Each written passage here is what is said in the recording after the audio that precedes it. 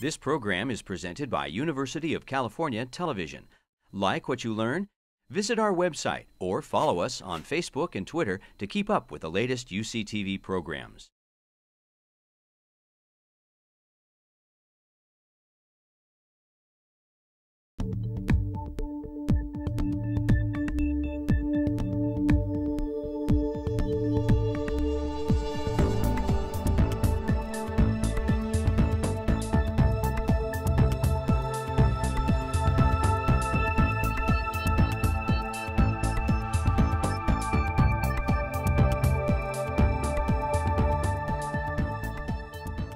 Welcome to A Conversation with History. I'm Harry Kreisler of the Institute of International Studies.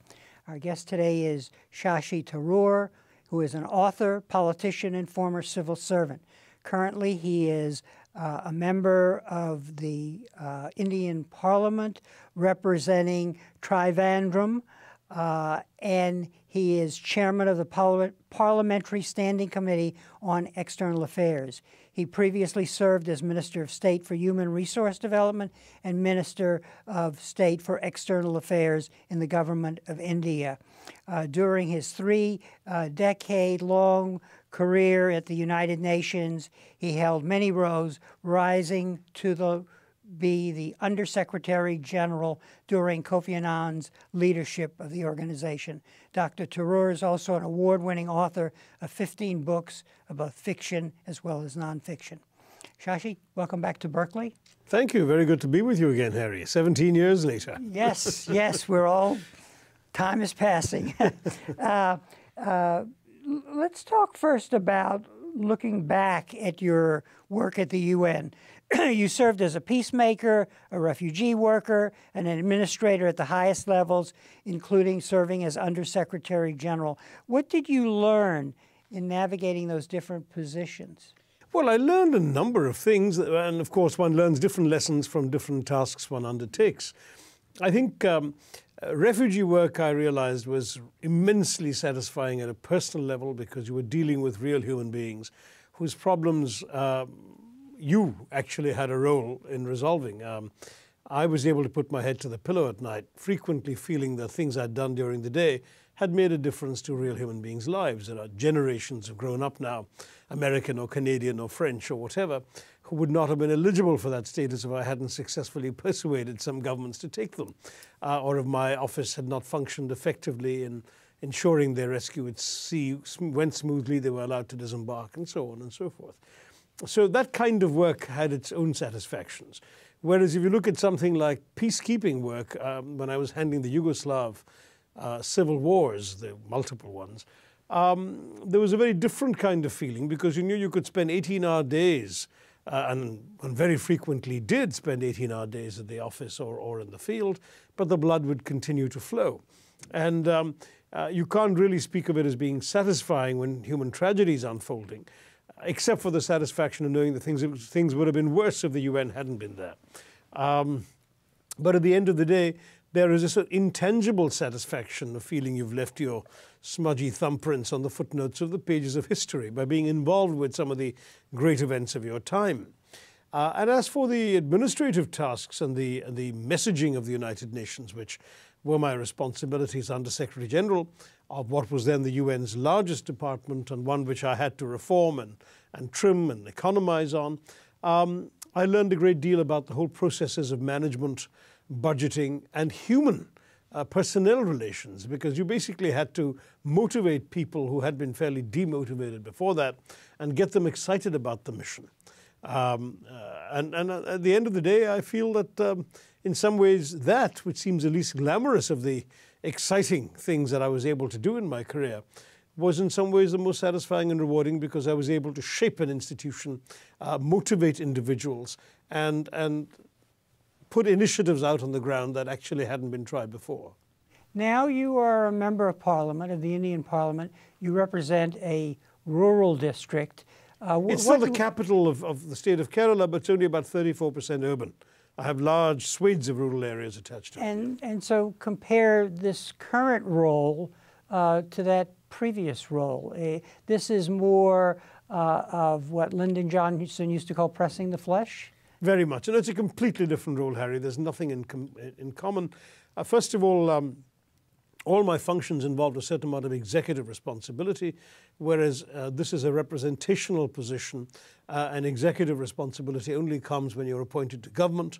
I had 2 stints in government during my first term, but in my current term, my party got decimated in the last elections, so I'm in the opposition. And in the opposition, you get to have no executive responsibility. So that's the first major difference. I'm in a world where I can persuade, but I can't decide, by and large. The second major difference is that politics is very different from international affairs, bureaucracy, and administration. In politics, a lot of what you're doing is catering to the needs of your voters and your constituents, which means being responsive to some of their requests, which are purely for their own personal advantage, or their, everything from jobs, promotions, transfers, favors of various sorts, resolving difficulties they've encountered with the state, with the system, with practical matters in their own personal lives, and you have to attend to that. There's also the fact that your loyalty in our system is first to your constituency. So a lot of what I'm doing in the national capital is trying to extract from the national government and the bureaucracy there concessions or favors that benefit my constituency. So bringing more railway trains to Trivandrum, bringing in a national highway development in my constituency, bringing in extra grants of medical assistance, and so on and so forth. All these things are also one of the yardsticks by which your voters judge you. That's a huge difference, had nothing in common with anything I did at the UN. A third thing that I would say is very different is the actual debating legislative process in Parliament, where you stand up, you question ministers. If you are a minister, you give the answers, you make speeches on issues, you vote on laws. Never did anything like that at the UN. So those are the 3 big areas of major difference. What's in common, I suppose, is that they are both about things that are larger than myself. At the United Nations, I wasn't worrying about a financial bottom line or a bonus at the end of the year or a better salary. I was dealing with refugees. I was dealing with war and peace. I was dealing with the overall message of an organization that was there to serve humanity. And similarly, in Parliament, I'm worrying about the 2 million people I represent. As a member of Parliament, I represent a constituency of 2 million people, and I also worry about the broader national interest, whether it's foreign policy issues, which of course are particularly of interest to me as chairman of our Foreign Affairs Committee. And unlike your system in America, my committee includes both the upper and the lower house. So it's like the Senate Foreign Relations Committee and the House International Affairs Committee combined. And unlike your system also, 8 of our 24 committees in Parliament are chaired by members of the opposition. The government gets to decide which ones they are, but the Foreign Affairs Committee has traditionally been chaired by an opposition member. Indeed, 2 previous chairmen subsequently went on to become Prime Minister. So it's a very good committee to have the experience of leading, and I'm just delighted to spend a lot of time on that. Now there I'm dealing with international issues which I would have also been concerned about at the UN, whether I'm reading about Syria or Libya or Iraq or whatever. Of course, my concern is no longer what the UN would be doing there, or not just that. It's much more about what I, as an Indian, need to understand and know, and what my government's options are, what it should or should not be doing in the stands it's taking on these issues. If we look at the world today and we look at India today, I would actually like to talk about how change and technology is changing both. And let's focus first on the UN, where what we're seeing is, and you talk a lot about this in your essays, the extent to which the institutions and processes established after World War II are not responding to the changing balance of power in the world, and the kinds of new processes that are bringing change to the world, but not to the UN. Talk a little about that and what you see as key with this whole process of the institutions not changing to reflect the change in the balance of power. Right. I mean, I would argue that's almost self-evident, Harry, because the fact is that The UN was set up to reflect the geopolitical realities of 1945 when the Second World War ended and the wartime alliance converted itself into a peacetime organization, which means, for example, that the UN Charter still refers to Germany and Japan as enemy states. But Japan is the second largest donor to the UN and Germany is the third. So there's one clear example of how out of date they are. Secondly, many of the big countries in the world today were either colonies, as India was, or in a state of disorder, anarchy and civil war, as China was, and they simply weren't in a position to exercise the kind of clout in 1945 that they actually do exercise in world affairs in 2015, 70 years later. But the institutional structures of not just the UN, but the Bretton Woods institutions, the World Bank and the IMF and so on, frankly reflect the old power balances. Until the Pittsburgh summit of the G20 in 2008, Belgium actually had a bigger weighted vote at the World Bank and the IMF than China did. And there's no comparison in the two economies. China is the second largest economy in the world and is well on course to catch up with the first and overtake it, the US. So that's another way in which they're simply completely out of date. The third thing is that the Security Council has 5 permanent members on it. And the 5 permanent members are permanent because they were the big powers of the day. And it was felt that the UN would not survive if these 5 were not continuing to be active players in the UN.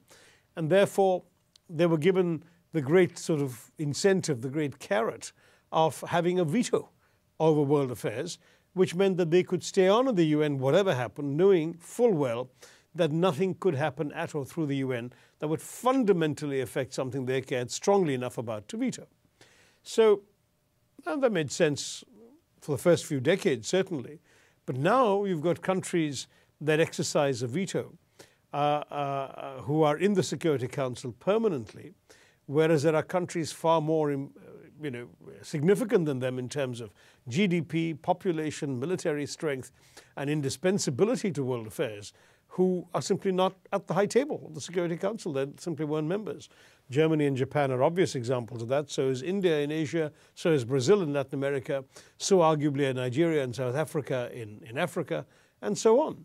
So how do you manage to give certain countries a special status when they deserve it so much less than these other countries that don't have the status?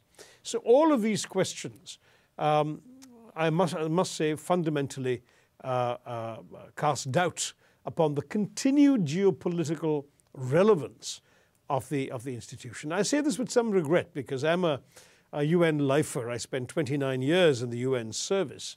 I'd like to see the organization remaining relevant and indeed central to world affairs. I think the world is better off with a system of international organizations based on public international law rather than self-appointed, unelected oligarchies or directoires that could be created by countries themselves. And let's face it, for example, the G20 has no sanction in international law. These are 20 big boys saying we're going to sit down together and decide how the macroeconomic questions of the world are going to be settled. Now, it so happens that it's been fairly benign so far and indeed has been a useful vehicle to try and manage a bit of a transition in the economic power balance of the world, partly because the countries that don't have a high table, don't have a seat at the high table, I beg your pardon, at the UN or the Bretton Woods institutions do have an honored place in the G20. But imagine if tomorrow the G20 started going beyond macroeconomics and decided to start taking positions on peace and security questions. When the Security Council, say, passes international sanctions on one of India's neighbors without consulting India, or does the same on an African issue without consulting the big African countries, will those sanctions continue to be respected by big countries who feel that their views were not taken into account and they have too much at stake? My view is the UN risks its own legitimacy being compromised if it doesn't expand and transform its membership. And then some of these countries may say, look, why do we need this UN Security Council that shuts its doors on us? Why don't we actually just transform the institution to which we already belong? Why not take the G20 and make it into something new and different? I think that would be dangerous for international law. It would be dangerous for the United Nations and for all of us who believe in the ideals of the UN Charter and of the international system. But it could happen simply because the UN system isn't proving enough capable of reform, of reinvention. And might it be the case that some states will walk away from the UN, or say, for example, in the case of China's infrastructure bank, establish new institutions? Well, I hope they don't walk away, and so far there's been no sign of walking away. As you know, every state that comes into being, the first sort of concrete proof of its existence as a member as a state on its own is membership of the UN. And they keep hammering at the door to get that, and that's very important to them. So far, anyway, that's the case.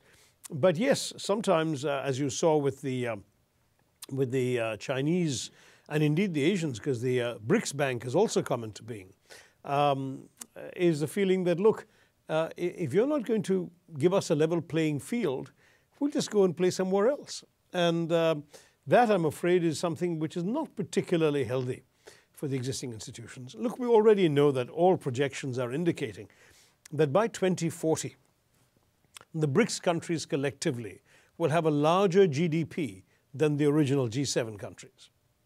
So that's the kind of change you're talking about. Now, the G7 can't hold on to a monopoly of the big financial institutions and tell the BRICS guys, you know, you're Johnny-come-latelys, you're the parvenus, you stay out of here. Because if they set up an institution and by 2040 they're bigger players on the global economy than the original G7, then why would anyone pay any attention to a G7 institution? They'd rather go off to the BRICS Bank or to the Asian Infrastructure Bank. And the Chinese, frankly, have the money to outspend anything that the Western countries can do in the World Bank and the IMF. Now, I don't want to be ungrateful. I think the World Bank and the IMF did very useful work in the world in the first decades after the Second World War. But a certain amount of flexibility is going to have to be essential to take into account these new realities. Otherwise, yes, alternative institutions could spring up. Throughout your career, you've been very sensitive to the impact of technology. You were the first Indian politician to have a Twitter account, and I want you to talk about technology and its impact on world order. We'll talk about India in a minute.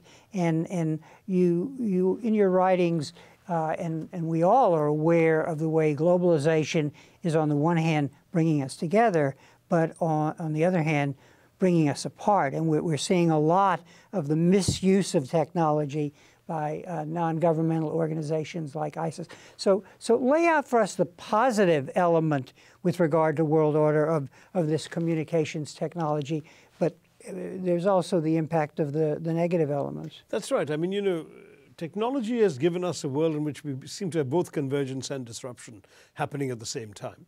By convergence, I mean the forces of globalization to which you alluded. I mean the fact that we are connected through the internet, through satellite communications, that you can turn on your TV and watch something happening in real time, live, half a world away, that you can move millions or billions of dollars with a click of a mouse, that you can be in instant communication with people you've never met through email who are thousands of miles away on a different side of the planet, and so on and so forth.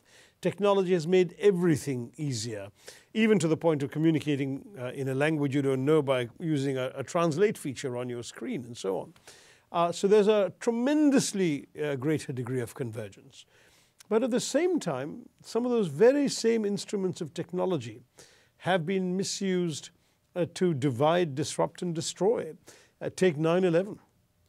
What happened in 9/11, these great symbols of US capitalism, the World Trade Center buildings, being destroyed by people using what? Satellite phones, modern jet aircraft, the skills required to pilot them, financial transfers across the globe, and then they crash these planes into the towers while the doomed passengers make futile cell phone calls, mobile calls to their loved ones just in their dying moments. This is the horror, if you like, of 21st century technology run amok. And we saw the same thing a few years later in Mumbai, where the so-called horrors of 26/11, that is 26 November 2008, when again the symbols of this transnational converging elite, posh five-star hotels and swish cafes frequented by foreigners, were attacked by people who, again, used GPS communications,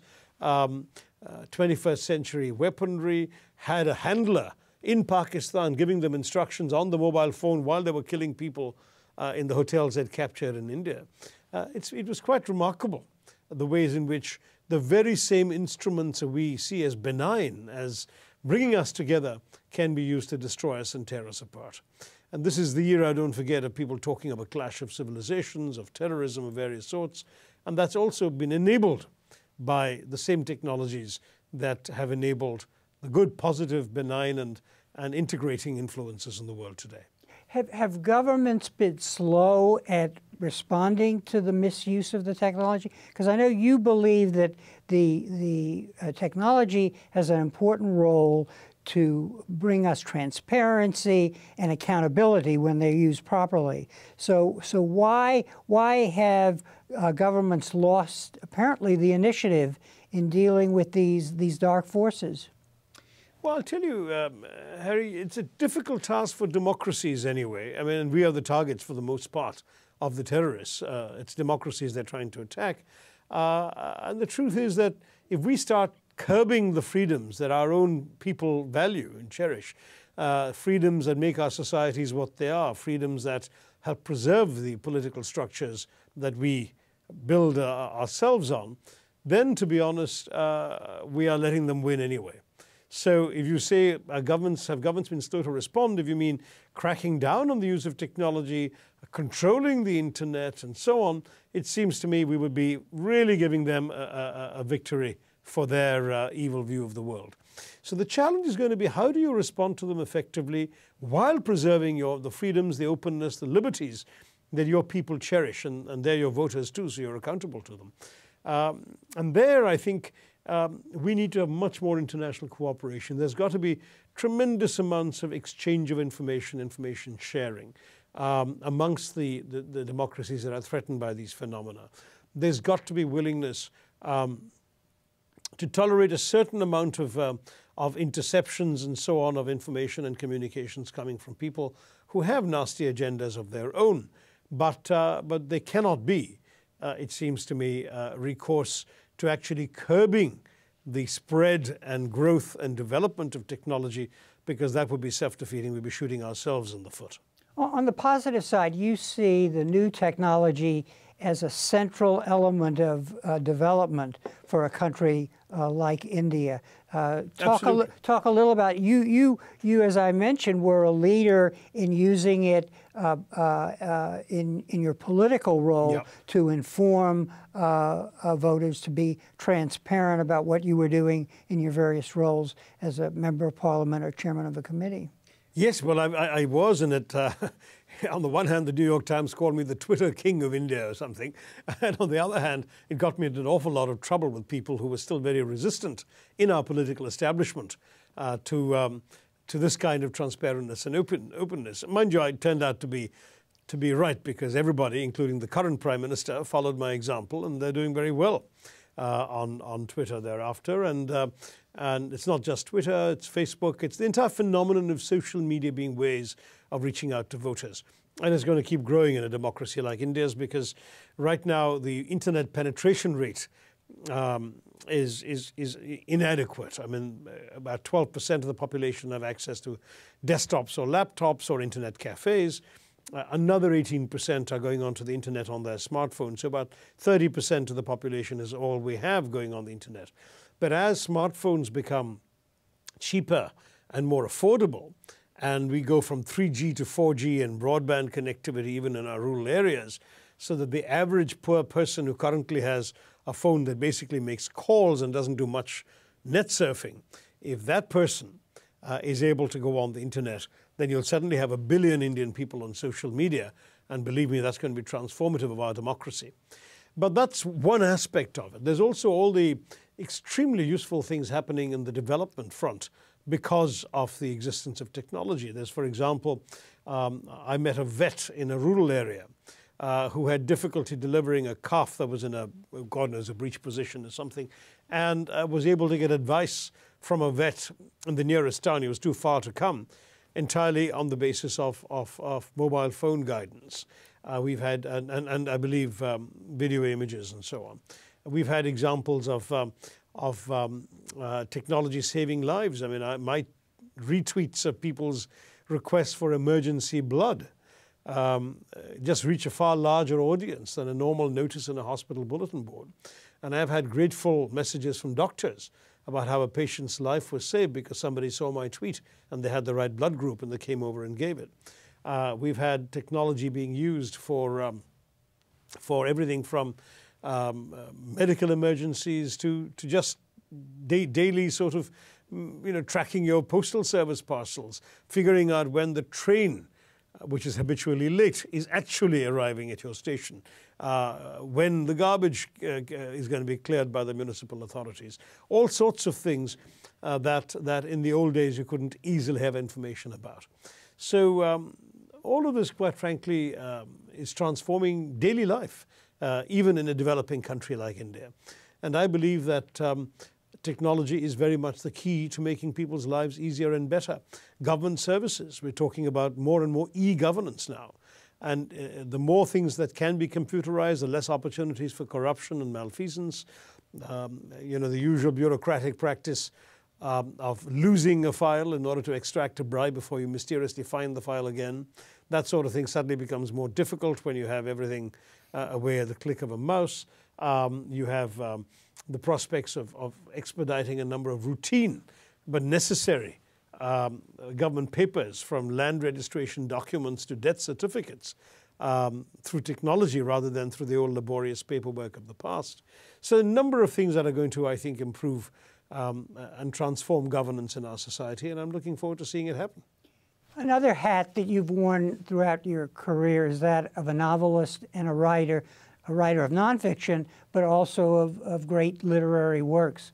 And you've spoken about the role that the artist, the writer, has to play in preserving the identity of a culture like India and other great civilizations. Talk a little about that, because that's a heavy responsibility, and the problem that we in the West don't recognize is most of the web is in English. That's changing too. The Chinese are catching up heavily. Right. But in as we enter this transition, this is something that the artist, the writer, has to think about. Talk a little about that, because you have a central role there as a writer in preserving that identity, that Indian identity. Right. Well, writing, I think, is indispensable. I think there's no question that literacy and creativity and the telling of stories are what makes societies distinctive and culturally enriching places to be part of. And it seems to me that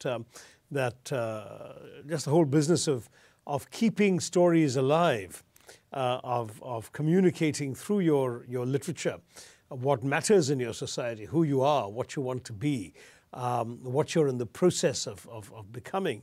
All of that is also part of the development narrative. I can't see development as just being about GNP tables. It's also about the enriching aspects of culture. And a country like India, even in its days of the most abject poverty, had tremendous works of literature, and indeed for that matter of cinema, which by transmitting the creative genius of the Indian people to future generations, also managed to get out stories of, about, and for the culture, which will have enduring value. So all of that is very important. In certain societies, it even goes more profoundly than that. That is, in societies where there's political oppression or dictatorship, then literature plays the role of the famous parrot or canary in the mine shaft. You know that analogy. It's a very well-known one, that in coal mines in the old days, when they weren't sure that there was enough oxygen at the bottom for the miners to go and work, they would lower a bird, it was either a parrot or a canary, into the bottom of the mine shaft to see if there was enough oxygen. If the bird died or came up gasping for air, then they knew it wasn't safe for the miners to go down. And in some ways, literature plays that role in oppressed societies. When literature is stifled, when writers are arrested or tortured or executed, when books are banned and suppressed, you know that there's fundamental oxygen, the oxygen of creativity that is being stifled and suppressed in that society. And many oppressed societies produce great literature. And some of them, of course, went on to do more than produce great literature. When you think of Václav Havel in Czechoslovakia, as then was, who then went on to become president of his country and of his divided country thereafter. I would say that all of this is vital, and no developing country can afford to take the view that literature or creativity are merely for the affluent and the well-off who can afford the luxury of putting their feet up and reading a good novel. On the contrary, I think it's even more urgent, more necessary, and more fundamentally connected to the real urgent demands of a developing society than of a developed one. But about the web, sorry, your question went in two directions. The second part about the web and languages.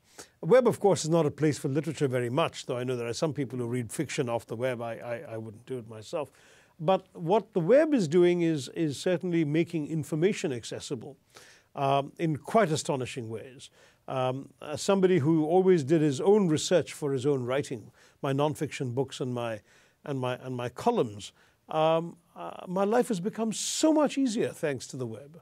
And yes, it helps me that my fluency in English means that I have access to an enormous amount of material in a language I can easily work in. That's less true of somebody whose mother tongue is Croatian or Swahili. But it's growing in every language. As I said, Chinese is close to overtaking English. But of course, Chinese is for a very specific group of people. There are very few people in other countries who use Chinese, whereas English is spoken by some people pretty much everywhere, and that's one of the big strengths and advantages of English. India is changing, and it's going through a major transformation. And we've identified at least some of the problems that the world is confronting. So what can we say about India's role in this new world of transition as it's in transition? In other words, what do you see as do you see India as a role model? And then what is that role model going to be doing in terms of the way it relates to old institutions, global institutions, new institutions, and this whole array of global problems that in some cases are not being addressed? Well, it'll be immodest for an Indian to speak of India as a role model, but I think other countries could look at India and see a lot they can learn from. In particular, I would say the democratic management of diversity. There is no country on earth that is more diverse than India in terms of everything. I mean, there's geography, topography, climate, and all of that stuff, as well as whether it's the ethnicity of people, the colors of their skins, the languages they speak, the cuisines they eat, the clothes they wear, the scripts they use. Everything is different in every part of the country. And yet, we get together, we work under a shared constitution, we work in a united polity, and we have been able to progress and transform the fortunes of most of our people over time. And I think that I see this most often when I speak to African leaders who, of course, are very grateful for everything the West or even China has done for them and regard the West and China with respect, sometimes bordering on awe. But they just don't think that they have anything in common with any of you. You are out there in some remote Olympian peak, whereas they look at India and they see a place very much like theirs. They say, here's a subcontinent which is as messy as our continent, which has as many problems, challenges, tensions, poverty, if not tribal and interethnic clashes, religious clashes, all these divisions. But the Indians seem to have been able to make it work. They seem to have been able to solve these problems. Gosh, we can learn from them. I heard this time and time again from African presidents, prime ministers, foreign ministers, in my UN days as well as subsequently when I became an Indian minister. So if they want to see India as a role model, we ought to be there for them. Some of our neighbors feel the same way. And not just neighbors in the immediate sense. We've been invited by Egypt, for example, to help run their first free elections, sending over our election commissioners and experts, because they had no experience of running a genuinely free election, and they felt that the West would come from a different tradition, whereas our long experience of 70 years of free elections was something we could share with them meaningfully. and so on and so forth. We have all of this to offer. In many ways, the Indian experience is a sort of defining principle for the 21st century world, and particularly the world that we've all been calling the developing world. Countries emerging from colonialism, from poverty, from various internal divisions and challenges, they can see a big country that has almost all of these issues multiplied by God knows how many million, that's making it work, and that's sort of learning lessons every day, and is doing so within a democratic framework. And I think that though India has been notoriously reluctant to preach its system, we don't go around saying, you know, democracy is wonderful and you should be democratic like us. We're always willing to help guide people when they want it. So we had great relations with Egypt in the non-aligned movement. We never preached them once that their dictatorship was bad and they should have a democracy. But the day they turned to us and said, help us to run a democracy, help us to have an election, we were there snapping to attention and moving on very quickly. And that's the sort of thing we're prepared to do. We've done it for other countries. We're the joint largest donor, along with the US, to the UN's Democracy Fund. But we tend not to advertise too much. You know, we'd like others to turn to us when they find it useful, and we'll be happy to be useful to them.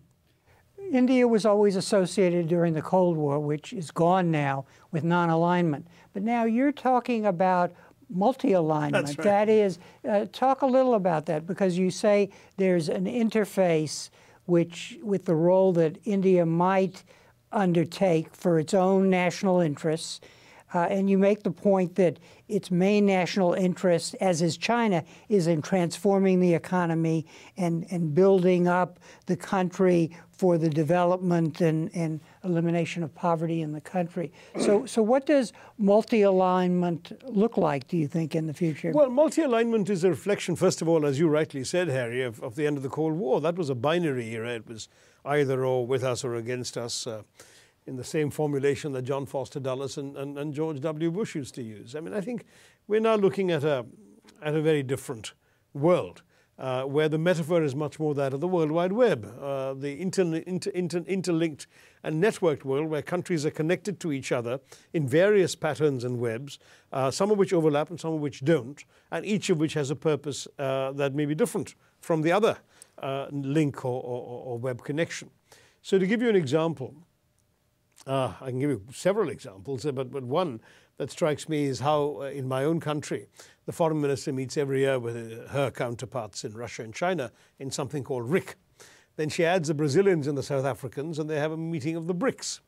Okay, then she subtracts the Chinese, I beg your pardon, she subtracts the Chinese and the Russians, and has IBSA, India, Brazil, South Africa, for Southern Hemisphere cooperation. Then she adds the Chinese back again, but not the Russians, in BASIC, which is for environmental negotiations. And the amusing thing is, of course, that India is the only country that's a member of all of these groupings, and not merely because its name begins with that very convenient letter for any acronym, and that's a vowel, but also because it actually finds these mechanisms useful, it has a useful contribution to make, and it derives benefits from it. That's what I mean by a multi-alignment. And you see it at the global level as well. There's India playing a very active role in the UN, but at the same time focused very heavily and strongly on the South Asian community, the SARC organization, which is just its 7 neighbors. There's India railing against Western colonialism in the non-aligned movement and working alongside the West in the community of democracies. There's India agitating for a seat in the Security Council as a leading light of the G77, the sort of global trade union of developing countries, and simultaneously it's a member of the global management of the world economy as a member of the G20. And all of these seemingly contradictory things are also different forms of multi-alignment. So I would argue that India, in many ways, as a country, exemplifies the I suppose irreverently one could call it the new promiscuity of world affairs. In the old days, if you were in one particular bloc, you stayed in that bloc, your loyalties were to that bloc, you did everything through that bloc, and you never ventured out from it. And non-alignment was a brave position because you refused to join either bloc. Today, multi-alignment, instead of being defensive about staying out of blocs, is being proactive about multiplying the number of blocks and groupings you can be a part of. Let's take briefly two cases. One, U.S.-India relations. The U.S., the hegemon, the world hegemon that is withdrawing from the world, that seems, at least under the present administration, moving toward multilateralism, but with a constituency within the country that wants to go the other way. How overall what form do you think Indian-U.S. relations will take? There's been positive developments with the nuclear deal, but is the future world one in which India and the United States will get along depending on who's president? Well, I think they're already getting along very closely, and I think that it's already gone beyond the point where it matters who's president. I mean, you saw this under President Clinton, then under President Bush, and now under President Obama. And I think if tomorrow there's a different president, as there will have to be after 2016, that you will again find that this relationship was a constant. And there are a number of factors that ensure that it will be a constant, including the fact that now there are 3 million Americans of Indian descent who are very keen on ensuring that there's a good link between the two countries. They've become as influential a lobby, it seems to me, as the famous pro-Israeli Jewish lobby in this country, except they're more numerous and increasingly getting to be almost as affluent, so that senators and congressmen listen to them. So that's going to be a very important factor in guiding American policy. The US-India caucus is the largest caucus in Congress. There is no country that has a larger number of senators and congressmen signed up for it, as India does. So I'm very encouraged by that to begin with. Secondly, we don't really have any major clashes of interest. Yeah, there's some things we see differently. And in some of the flashpoints in the Middle East, I think the US would have wanted us to be more on their side than we were. But we had our own national interest issues to think about. You guys can do without Iranian oil, given how far away you are from Iran. You've got so many sources closer. For us, they're the clearest, nearest, cheapest source of energy. And you're asking us to cut off our own noses in order to make you happy. It's a tough choice. And we've done some, but it becomes impossible to completely sever that kind of relations. So there will be some areas of difference, but there are no fundamentally divergent areas of interest that might lead to a massive clash between us. Third, we're both democracies, and that has some increasing significance.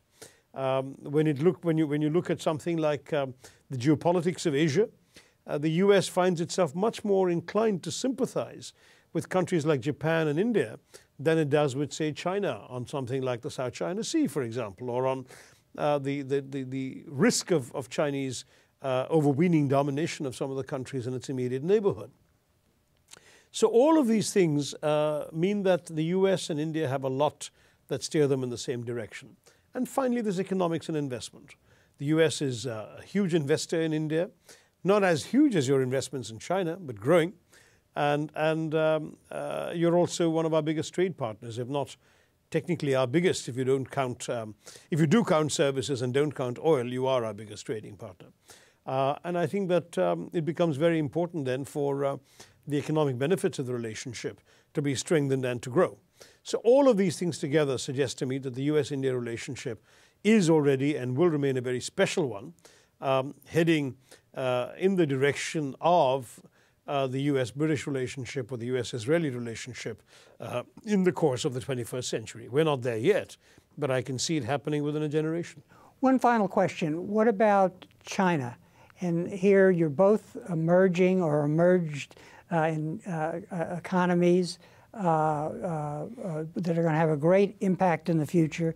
You have a lot to fight about, but then you have a lot of common interests, even though you are a democracy and China is not. I believe we have common interests, but it's hard so far to persuade people in either India or China that we have more in common than divide us. Many Indians still haven't forgotten or forgiven the 1962 Chinese invasion, which resulted in the significant loss of Indian territory to China, nor China's habit of continuing to assert claims to the northeastern Indian state of Arunachal Pradesh, which frankly, China could have afforded to have put to bed. But so that's always there. And though China points out repeatedly that its rise is peaceful and that it's not an expansionist power and all of that stuff, our own experience and the anxieties of some of our friends in Southeast Asia tend to cause us to worry a little bit about that. A second aspect with China is that the two countries don't have enough to do with each other. We don't play too many sports together. We don't have much tourism. There are, can you imagine, 5 or 6 times as many Indian tourists going to China as there are Chinese coming to us. And the Chinese have supplanted the Japanese as the world's great tourists now, but they're not coming to India. Very little writing, awareness and scholarship about India in China and so on. So all of these things lead to a perception of a certain amount of estrangement. On the plus side, we have left the border disputes on the back burner. There's never been a shooting incident in 3 decades or more, maybe closer to 4 decades now, on this disputed border. So we've been able to manage and control that issue. While trade has grown 250 times in the last generation. So that astonishing growth in trade suggests that there is a basis for a strong economic partnership. Of course, Indians will point out that the terms of trade are completely in China's favor. 2/3 of our $70 billion of trade consists of Chinese exports to India. And of the 1/3 of Indian exports to China, mainly these are raw materials. It's almost a colonial kind of trade relationship. So that too is not entirely a positive picture. And finally, on the geopolitical front, there is the option of India cozying up to China and Russia in the sort of BRICS context or beyond the BRICS context, the RIC context. But India's own affinities to the democracies and to the West and to the US will always limit how far we're prepared to go. I mean, we have in many ways more in common with Western countries than we do with Mr. Putin's Russia and communist China. And that is going to, it seems to me, act as a bit of a brick. On top of that, many of our friends in Southeast Asia, like Singapore and some of the ASEAN countries, tend to look at India, whether we want it or not, as a sort of counterweight or counterbalance.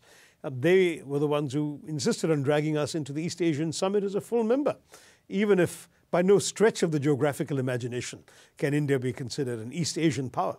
But they just didn't want to be dominated with only China as the big power in that grouping, and so on and so forth. So I would say that there's going to be a complicated relationship, but the elephant can dance with the dragon.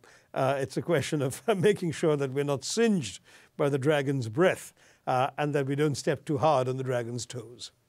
Shashi, thank you very much for being our guest today, and we look forward to doing in the future a third interview with you. I look forward to that too, Harry, but let's not wait 17 years for it, or neither of us might have much to say. Take good care. Thank you. And thank you very much for joining us for this Conversation with History.